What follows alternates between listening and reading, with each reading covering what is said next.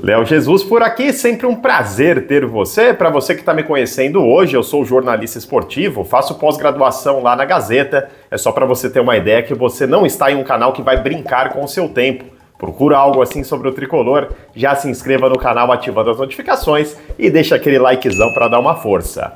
Vamos já começar por Fernando Diniz. Eu coloquei no nosso canal número 2, tá, gente? A notícia ontem no período da tarde. Mas lá poucas pessoas até sabem que existe o canal. Aliás, já se inscreva, o link eu vou deixar fixado no primeiro comentário.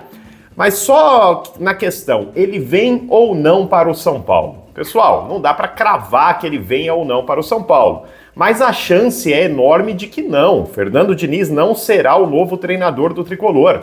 É muito claro o que essa diretoria faz. Ela é uma diretoria sem convicção de nada, ela não tem a mínima análise para treinador. É só você ver que os perfis de treinadores que foram contratados desde o Crespo. Pós-Crespo é Rogério, que não parece com o Crespo no estilo de treinar. Pós-Rogério é Dorival, totalmente diferente do Ceni.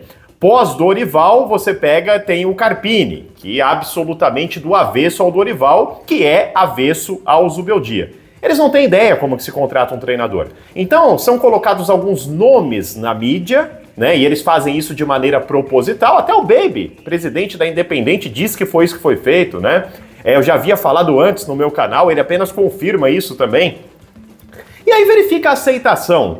Obviamente que Fernando Diniz seria um nome rejeitado pela torcida do São Paulo, mesmo que seja aprovado por algumas pessoas que idealizaram colocar isso ao público.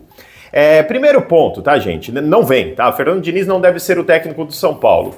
O São Paulo gostaria que Dorival Júnior, esse sim é um nome unânime lá entre a diretoria do Tricolor. Só que, assim, Dorival Júnior, você tem que esperar ver o que acontece nessa semana importante entre o dia 20 e o dia 25, onde o Brasil enfrenta Colômbia e Argentina. Duas cacetadas possíveis do Brasil tomar, existe uma chance enorme do Dorival deixar a seleção brasileira. Esse é o nome que o São Paulo ligaria na hora. A questão é, o Dorival estaria disposto a voltar a treinar já um time? Tem técnico que quer sair da seleção e quer ficar um tempo de boa. Não sei da parte do Dorival, da parte do São Paulo, esse é o treinador dos sonhos. Só que tem uma questão, dá tempo de chegar até lá? Primeiro ponto, se o Zubeldia for campeão paulista, fizer uma final digna, ele segue, ele reverte o que hoje é uma demissão dele. Agora, se ele cair em quartas, cair em semi, o São Paulo precisa agir rápido, porque o São Paulo terá um tempo de treinamento, né, para utilizar para treinamento, até o começo do Campeonato Brasileiro. Então você esperar para ver o que vai acontecer com o Dorival, seria você jogar boa parte do planejamento no lixo. Então a situação para novo técnico do São Paulo não é tão simples. É por isso que, para a galera que quer que demita o Zubeldia a todo custo, eu compreendo e não passo pano para o Zubeldia. O desempenho é péssimo. A questão é o mercado. Renato Gaúcho querendo ganhar 2 milhões, aí você tem Diniz como possibilidade, que já não deu certo aqui. Então a questão Diniz é um nome colocado à direção, e aí é claro, depois a diretoria vai mandar porta-vozes falar que nunca foi cogitado Fernando Diniz, que a diretoria acredita no Zubeldia. Balela, acredita em nada. O Zubeldia está demitido, ele tenta reverter a demissão dele, minimamente chegando até a final do Paulistão e fazendo uma final digna. Do contrário, já tá fora, tá?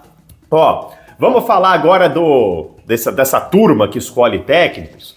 O jornalista Gabriel Sá trouxe a informação, a gente já tinha trazido aqui também, não é novidade, tá? Mas ele reforçou agora a informação, e ele mesmo já tinha falado lá atrás, sobre racha entre Barra Funda e Morumbi. O que é Barra Funda? Ele até explica, você entende como Barra Funda.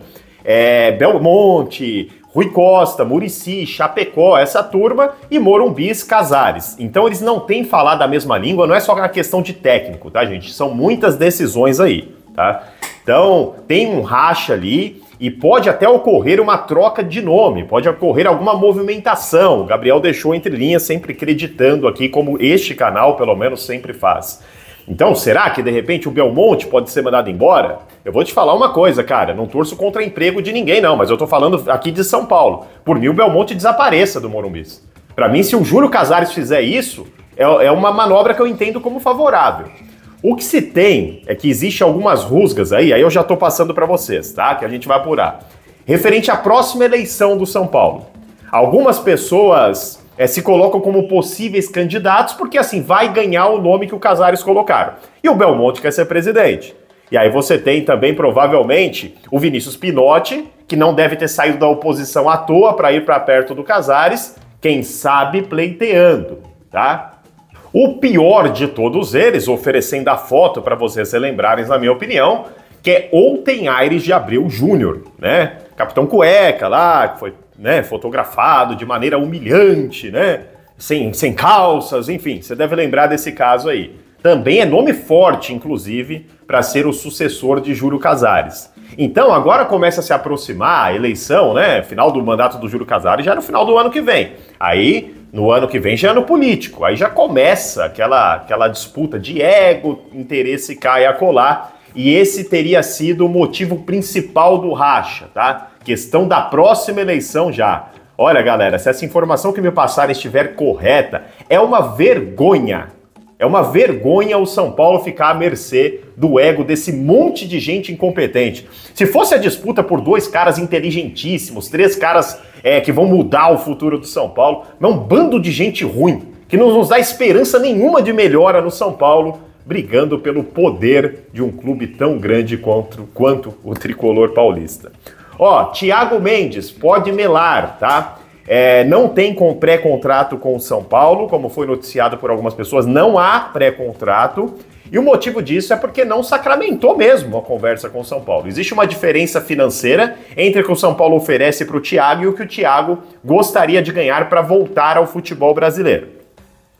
Outra questão, tá? O São Paulo deve ter, se a natureza ocorrer normalmente, infelizmente o São Paulo não ser o campeão paulista, uma troca de comando. Então precisaria entender se o novo treinador ficaria satisfeito com o que tem ou se precisa contratar Thiago Mendes. Porque mesmo que ele tope o que o São Paulo pretende pagar, que é ali perto do R$1 milhão, já é uma questão, a folha do São Paulo já está bem estourando. Então se o novo treinador falar, não quero o Thiago Mendes, é uma questão a se pensar. E já tem concorrência. O Atlético Mineiro verifica essa situação do Thiago Mendes, monitora e pode fazer uma proposta ao jogador para que chegue no meio do ano. Palmeiras. O que acontece no Palmeiras, gente? Lá tem uma lista de jogadores, o Abel Ferreira já externou que quer um segundo volante. O Palmeiras tem alguns nomes de preferência e o Thiago Mendes não está entre eles. Mas o Thiago Mendes já figurou em lista de reforços do Palmeiras em janela anterior. Então, não é um dos nomes que o Palmeiras tentará, mas não dá para descartar que o Palmeiras não pensará no jogador, tá? Então, se pintar Palmeiras, não se surpreendam. Mas, de fato, que Atlético Mineiro já demonstra interesse no jogador e, a essa altura, certamente já deve ter entrado em contato com o staff para entender. Então, Thiago Mendes, pela questão financeira do São Paulo, pela provável até troca de treinador que deveremos ter e pela concorrência de um time com mais bala na agulha, quem sabe 2, pode melar, pode não ser mais jogador do São Paulo, que é uma questão que até estava bem perto, né, de acontecer, mas os cenários mudam e as possibilidades também. É isso, gente, desejo um ótimo final de semana. Neste final de semana, São Paulo e São Bernardo, não haverá live lá no canal do Benja de pós-jogo, então estarei avulso aqui, sozinho não, eu e vocês, para a gente poder conversar sobre o jogo do Tricolor contra o São Bernardo. Então terminou a partida, cola aqui neste canal, pós-jogo de São Paulo e São Bernardo. Da minha parte, com o meu amigo Jesus Cristo, abençoe a sua vida e vamos São Paulo. Até a próxima.